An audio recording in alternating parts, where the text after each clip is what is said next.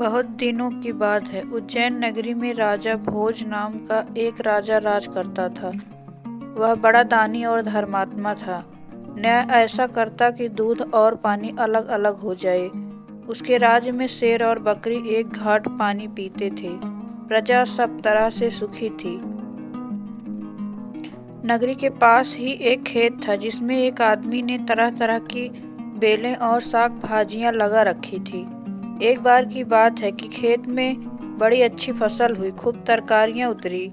लेकिन खेत के बीचों बीच थोड़ी सी जमीन खाली रह गई। बीज उस पर डाले थे पर जमे नहीं। सो खेत वालों ना क्या किया कि वहां खेत की रखवाली के लिए एक मचान बना लिया। पर उस पर वह जैसे ही चढ़ा कि लगा चिल्लाने, कोई है? राजा भोज को पकड़ लाओ और सजा दो। होते होते यह बात राजा के कानों में पहुंची। राजा ने कहा, मुझे उस खेत पर ले चलो। मैं सारी बातें अपनी आंखों से देखना और कानों से सुनना चाहता हूँ। लोग राजा को ले गए। खेत पर पहुंचते ही देखते क्या है कि वह आदमी मचान पर खड़ा है और कह रहा है, राजा भोज को फौरन पकड़ लाओ और मेरा राज उससे ले लो। जल्दी जाओ, जल्दी। यह सुनकर राजा को बड़ा डर लगा। वह चुपचाप महल में लौट आया। फिक्र के मारे उसे रात भर नींद नहीं आई। ज्यों-त्यों रात बिताई। सवेरे होते ही उसने अपने राज्य के ज्योतिषियों और पंडितों को इकट्ठा किया और उनसे हिसाब लगाकर बताया कि उस मचान के नीचे धन छिपा है। राजा ने उसी समय आज्ञा दी कि उस जगह को खुदवाया जाए।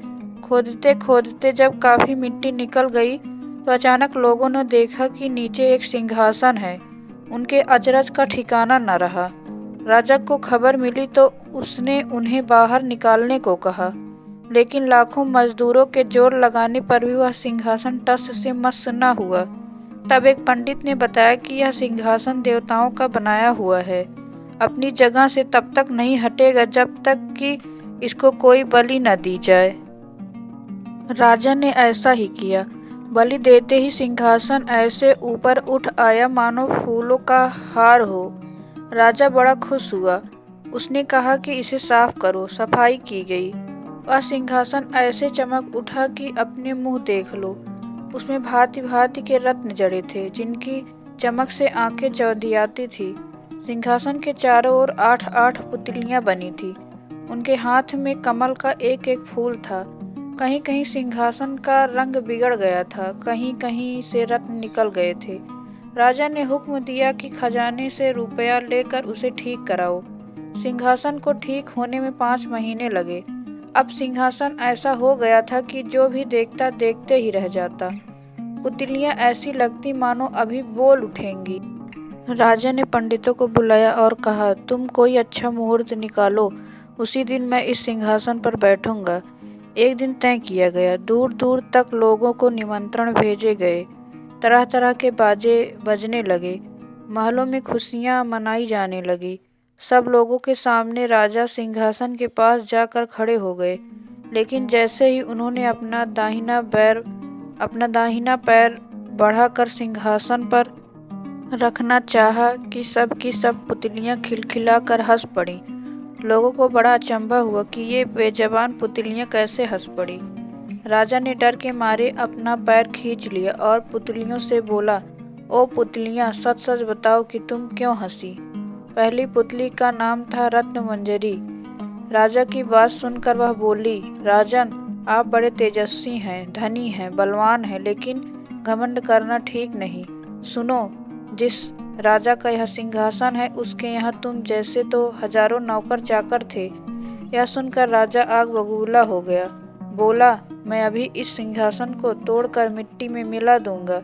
पुतली ने शांति से कहा, महाराज, जिस दिन राजा विक्रमादित्य से हम अलग हुई उसी दिन हमारे भाग्य फूट गए।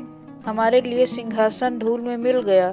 राजा का गुस्सा दूर हो गया। उन्होंने कहा, पुतली रानी, तुम्हारी बात मेरी समझ में नहीं आई, साफ साफ कहो।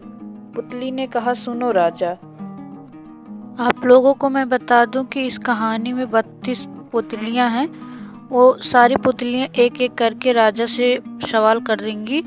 तो आइए मैं आपको बता देती हूँ कि वो कौन कौन सी हैं। सबसे पहली मैंने अभी बताया रत्न मंजरी, दूसरी है चित्रलेखा, चंद्रकला, कमलदत्ता, लीलावती, रविभामा, कौमुदी, पुष्पवती, मधुलामती, प्रभावती, त्रिलोचना, पद्मावती, कीर्तिमती, सुनैना, सुंदरवती, सत्यवती, विद्यावती, तारावती, रूपरेखा, ज्ञानवती, चंद्रज्योति, अनुरोधवती, धर्मवती, करुणावती, त्रिनेत्री, मृगनयनी, मलयवती, वैदेही, मानवती, जयलक्ष्मी, कौशला, रानी रूपवती।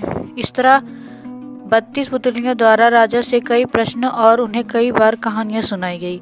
आगे हम पहली पुतली द्वारा सुनाई गई कहानियों का वर्णन करेंगे। धन्यवाद।